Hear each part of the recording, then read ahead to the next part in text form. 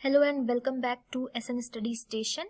सो counting figures हम लोग पढ़ रहे हैं ये टॉपिक, और एसएससी के एग्जाम्स में या और अदर एग्जाम्स में इसकी इम्पोर्टेंस है इस टॉपिक की, ये पूछे जाते हैं। तो यहाँ पर देखिए, काउंटिंग रेक्टेंगल्स। आज हम लोग रेक्टेंगल्स को काउंट करने वाले हैं। ट्रायंगल सीख लिया, स्क्वायर सीख लिया, आज रेक्टेंगल को काउंट करना है। ठीक है, तो फटाफट से सेशन को शुरू करते हैं बिना देर किए हुए और कंसेप्ट समझते हैं।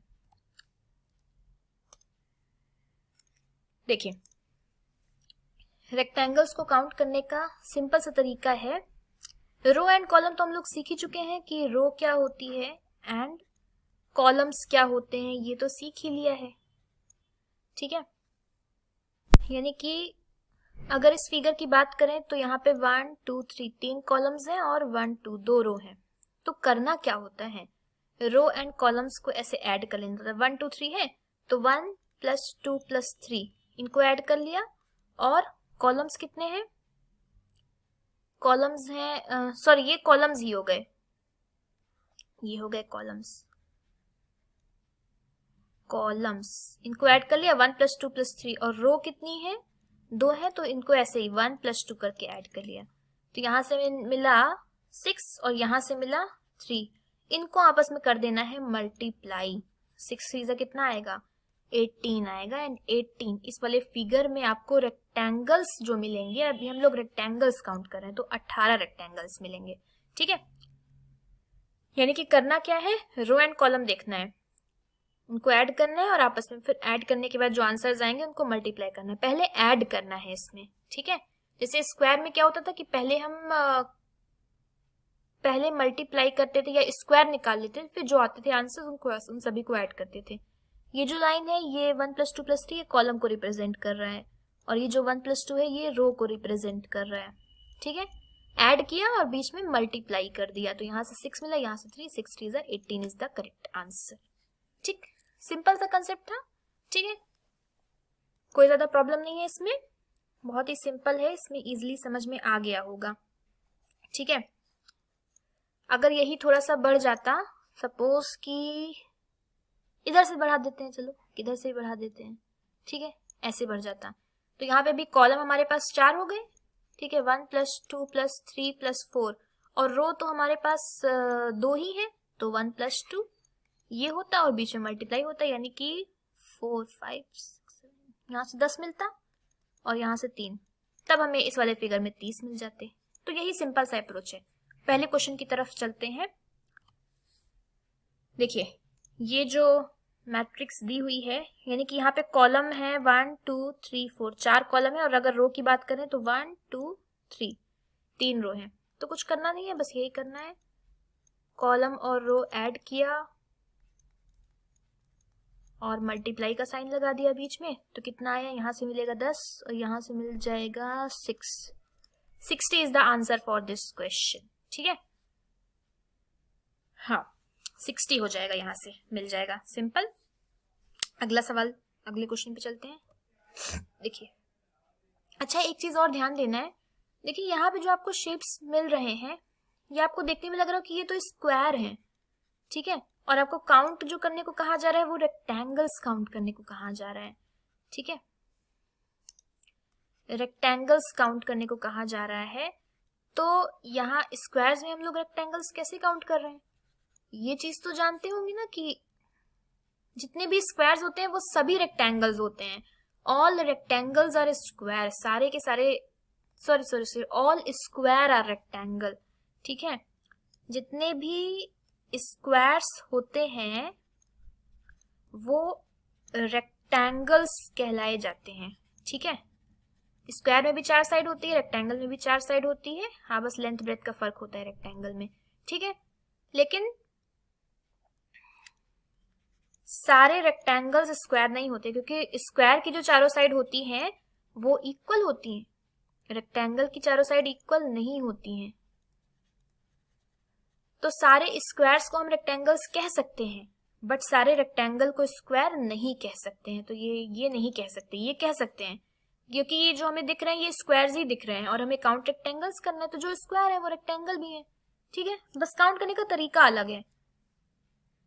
काउंट करने का वे अलग है, ठीक। बाकी जो रेक्टेंगल्स हैं वो सारे स्क्वायर्स नहीं होते हैं, ठीक है। देखिए एक चीज, जैसे कि अगर इस फिगर में अगर हमें स्क्वायर्स को काउंट करना होता तो हमें पता है कि ये 4x4 की मैट्रिक्स है ना। स्क्वायर्स जितना भी आता, जो भी आता, ठीक है, मतलब स्क्वायर्स पहले सिंगल सिंगल जितने भी बनते, फिर उसके बाद ऐसे ऐसे करके एक ये बन जाता, एक ये वाला बन जाता, एक इधर से बन जाता, ऐसे करके कई सारे कंबाइन करके भी बन जाते स्क्वायर, ठीक है। बट ये स्क्वायर है, इसके अलावा रेक्टेंगल्स जो बनेंगे, रेक्टेंगल्स ये वाले तो बनेंगे ही बनेंगे जो स्क्वायर बन रहे हैं, बट रेक्टेंगल्स ये भी बन जाएगा, ये स्क्वायर नहीं है, रेक्टेंगल ये भी बन जाएगा, ये स्क्वायर नहीं है, ठीक है।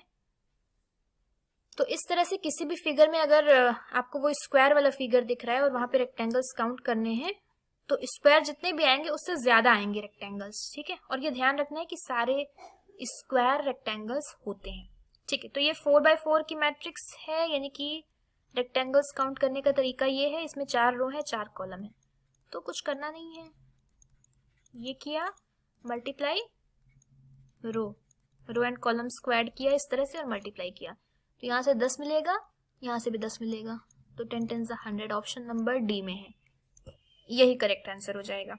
आगे चलते हैं। अब देखिए ये क्वेश्चन ध्यान से पढ़िएगा, यहाँ पे क्या कह रहा है कि find the number of rectangles which is not a square. यहाँ पे आपको वो रेक्टेंगल्स निकालने हैं जो स्क्वायर नहीं है, ठीक है। वैसे तो हमें पता है कि ये सारे के सारे स्क्वायर रेक्टेंगल होते हैं, ठीक है, लेकिन रेक्टेंगल्स बताने हैं, लेकिन वो रेक्टेंगल्स जिन्हें हम स्क्वायर नहीं कह सकते हैं। तो इसमें कुछ अलग नहीं करना है, पहले आप रेक्टेंगल्स निकाल लो, फिर स्क्वायर्स निकाल लो, फिर रेक्टेंगल जितने आएंगे उसमें से स्क्वायर माइनस कर देंगे, बस सिंपल। तो रेक्टेंगल निकालने का तरीका क्या है, ये 4x4 की मैट्रिक्स है ना। इस फिगर में अगर हम रेक्टेंगल्स की बात करें तो ये 4x4 की मैट्रिक्स है, और अभी भी पिछले क्वेश्चन में ही निकाला था ना ऐड करके, तो यहाँ से 100 रेक्टेंगल्स हमें मिल रहे हैं। स्क्वायर्स निकाल लेते हैं। स्क्वायर्स निकालने का तरीका क्या होता है, ये 4x4 की मैट्रिक्स है, तो स्क्वायर निकालने का तरीका ये है कि 4 का स्क्वायर, 3 का स्क्वायर, 2 का स्क्वायर, 1 का स्क्वायर, 4 से स्टार्ट करते हैं और डिक्रीजिंग ऑर्डर में सबके स्क्वायर्स लिखते जाते हैं। आंसर्स कितने आ जाएंगे, ये हो गया 14, 30 हो गया ना इन सबको ऐड करने पे, यानी कि इस फिगर में हमें स्क्वायर सिर्फ 30 मिल रहे हैं, रेक्टेंगल हमें 100 मिल रहे हैं और स्क्वायर कितने मिल रहे हैं, 30 मिल रहे हैं इस वाले फिगर में, ठीक है। तो अभी करना क्या है, अभी यहाँ पे हमें वो रेक्टेंगल्स बताने हैं जो स्क्वायर नहीं है। रेक्टेंगल्स जो हमने ये 100 रेक्टेंगल्स निकाले हैं, इसमें स्क्वायर भी है रेक्टेंगल भी है, और सारे स्क्वायर को रेक्टेंगल कहा जाता है, इसलिए सारे के सारे रेक्टेंगल मतलब कि स्क्वायर जो है वो सभी रेक्टेंगल्स होते हैं, तो 100 हो गए। बट हमें वो बताना था कि वो रेक्टेंगल जो स्क्वायर नहीं है, तो स्क्वायर 30 है, तो यही 100 में से 30 को माइनस कर देंगे तो हमें मिल जाएगा 70, ऑप्शन नंबर सी में है ना, तो यही करेक्ट आंसर हो जाएगा। तो ध्यान रखिए क्वेश्चन में पूछा क्या जा रहा है, बहुत ध्यान से क्वेश्चन को पढ़ना भी होता है। ऑफ कोर्स टाइम सेव करना है, बट क्वेश्चन को भी ध्यान से पढ़ना है कि क्वेश्चन में क्या कहा जा रहा है। ऐसा ना हो कि छोटी सी लापरवाही से क्वेश्चन फिर गलत हो जाए, सही आते हुए भी गलत हो जाए, ठीक। ओके, तो ये होमवर्क क्वेश्चन आज के लिए बहुत ही सिंपल सा इजी सा क्वेश्चन है, एंड इसी के साथ इस सेशन को यहीं पर खत्म करते हैं और फिर से अगले सेशन में हम लोग नए वीडियो के साथ मिलेंगे, ठीक है। ऑलमोस्ट सारे टॉपिक्स हो चुके हैं, काउंटिंग फिगर्स में ऑलमोस्ट सारी चीजें हो चुकी हैं, जो चीजें और बची रह गई हैं, कुछ और शेप्स हैं जो बचे हैं, वो अगले सेशन में अगले सेशंस में देख लेंगे। सो thank you so much for watching this video, and please share it and subscribe to my channel.